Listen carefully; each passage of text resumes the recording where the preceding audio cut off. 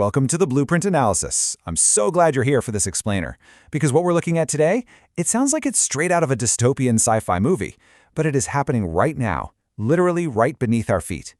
We're going to pull back the curtain on a massive, highly secretive obsession of the ultra-wealthy.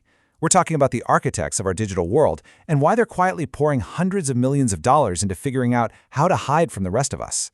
So picture this. It's 2017. Douglas Rushkoff, a well-known tech professor, gets an offer he literally can't refuse. Half of his usual yearly speaking fee for just a single talk. He flies out to this remote desert resort, probably expecting a huge auditorium, right? But instead, he walks into a room with just one single round table. Sitting there are 5 of the wealthiest, most powerful tech billionaires on Earth. And get this, they didn't even want a speech. They just wanted an answer to one chilling question. They asked him, how do we maintain authority over our security force after the event? Basically, once money becomes totally worthless, how on earth do they stop their own armed guards from turning on them? Okay, let's dive into this, because that question left Professor Rushkoff completely speechless. I mean, these aren't fringe internet conspiracy theorists.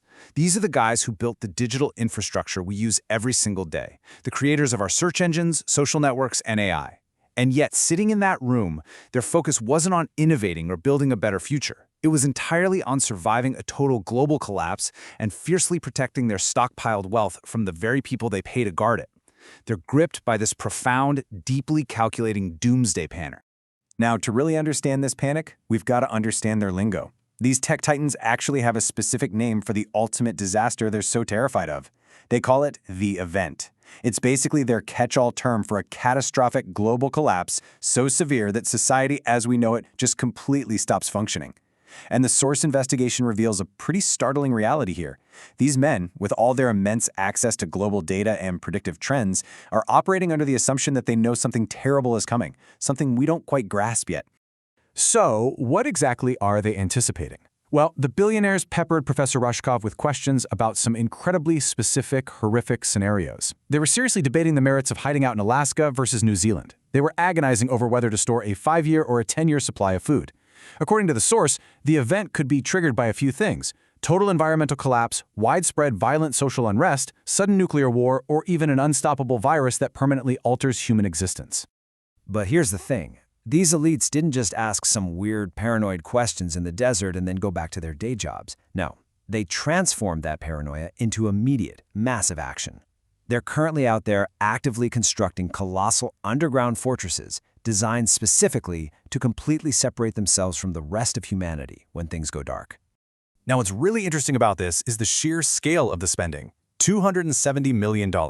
That's the staggering reported cost of a highly secretive project being spearheaded by Meta CEO Mark Zuckerberg over in Hawaii.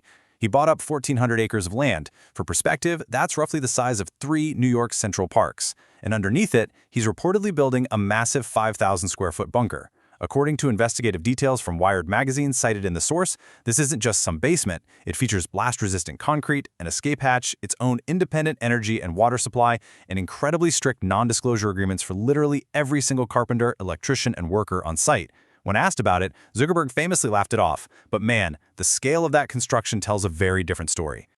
But hey, you don't actually have to build your own bunker from scratch. You can just buy into a pre-made community, like Larry Hall's survival condos in Kansas. Hall bought a decommissioned Cold War nuclear missile silo stretching 200 feet underground and completely transformed it.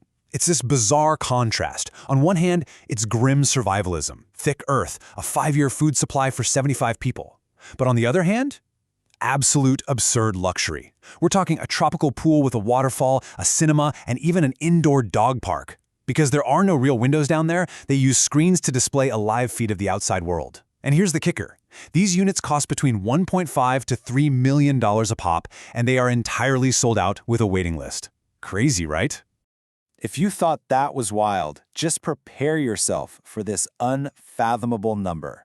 323,000. That is the square footage of a place called the Oppidum over in the Czech Republic. It is widely known as the largest private luxury bunker in the world. And out of that massive footprint, 77,000 square feet are entirely underground. The Oppidum takes doomsday prepping to an almost comical level of extravagance. We are talking about simulated sunrises and sunsets so residents never forget what the sky looks like. They've got a wine cellar, an art gallery, a sprawling indoor garden, and enough stockpiled food to last a full decade. Plus, a fully equipped underground hospital and dentistry unit, all locked behind multi-biometric blast doors that require iris and palm scans just to get in. Basic units there started at $8 million, but according to the source material, there's a fascinating rumor going around. Apparently, a single unnamed billionaire swooped in and bought the entire property, just for their family and close friends. But what if you don't want to live out your days in a concrete tube? Well, if you have enough money, you can effectively buy a country, or at least a safe haven inside one. Take Peter Thiel, the billionaire co-founder of PayPal and Palantir. He managed to secure New Zealand citizenship in just 11 months under highly mysterious exceptional circumstances that ordinary immigrants, well, they never receive. And he immediately bought a 477-acre estate there. In fact, LinkedIn co-founder Reid Hoffman noted that among the ultra-wealthy, grabbing property in New Zealand is basically viewed as the ultimate doomsday insurance policy. And this intense preparation totally spans across the different tech generations. Look at Sam Altman, the face of modern AI through his work with ChatGPT. The source highlights that Altman is openly preparing for the absolute worst. His personal survival kit, it includes gold, guns, gas, and tellingly potassium iodide, which is a compound used specifically to protect the thyroid from nuclear radiation. He stated he fears bombs dropping just as much as he fears rogue AI. This really proves that this doomsday paranoia is a deeply rooted mindset among the very top architects of our future. Section 1, the ultimate irony, fleeing their own creation. So the crucial point is, why this sudden, desperate rush to dig into the earth? Well, as the source analysis breaks it down, they aren't just fleeing some random, unpredictable disaster. They're trying to flee the very world that they are directly responsible for creating. It brilliantly illustrates this direct correlation between the billionaires building the bunkers and the societal decay they're so afraid of. Mark Zuckerberg's social platforms have been heavily criticized for spreading misinformation and fueling the exact social unrest he wants to hide from. Peter Thiel's Palantir created massive surveillance networks that critics argue empower the authoritarian regimes causing global instability. And Sam Altman's AI? It threatens to wipe out massive sectors of the knowledge economy, creating unprecedented job loss. The very tools they built to amass all their fortunes are the exact same tools destabilizing the society they now want to abandon. When Professor Rushkoff realized what was happening during that 2017 desert meeting, he didn't just nod and validate their fears. He challenged them. He looked right at these titans of industry and delivered this bold, undeniable message. This is your created problem. You can solve it. He reminded them that instead of spending hundreds of millions of dollars figuring out how to abandon humanity, they still possess the capital, the technology, and the influence to actually fix the underlying issues. So, how did the most powerful men in the world react to that empowering advice? According to Rushkoff, they simply turned their faces away. They completely ignored him. They just went right back to asking about security guards and blast doors. The source notes the really chilling reality of this reaction. Not a single one of them denied that the event was a crisis of their own making. They tacitly accepted their role in the world's destabilization, but they actively chose the path of hiding rather than healing. Section 2, the illusion of immortality. Which brings us to the profound philosophical conclusion of this explainer. When you contrast the billionaire's bunker with ultimate reality, the vanity of these projects becomes incredibly stark. Think about it. They are pouring unimaginable resources into securing an underground fortress to hide from death for, what, just a few more years? But the universal human truth remains totally unchanged. Eventually, everyone goes into the earth. Not into a luxury bunker with a tropical pool, but into a grave.